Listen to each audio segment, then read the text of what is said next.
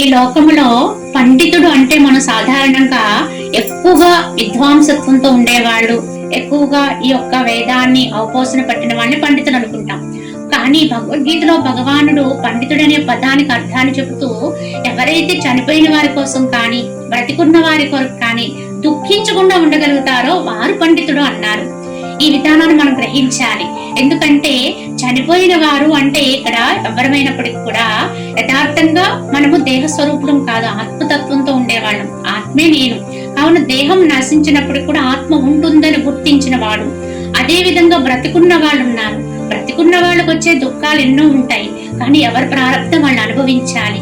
కేవలం వాళ్ళకి ఏదైనా మనం హితోక్తులు చెప్పగలం, సహాయం చేయగలం తప్ప వారిని దుఃఖం అనిపించకుండా చేయలేం. కావున మనం ఉండవలసిన విధంగా ఉంటూ ఎవరైతే జ్ఞానంతో ఉంటూ దుఃఖపడకుండా ఉండగలుగుతామో వారినే పండితుడు అన్నారు.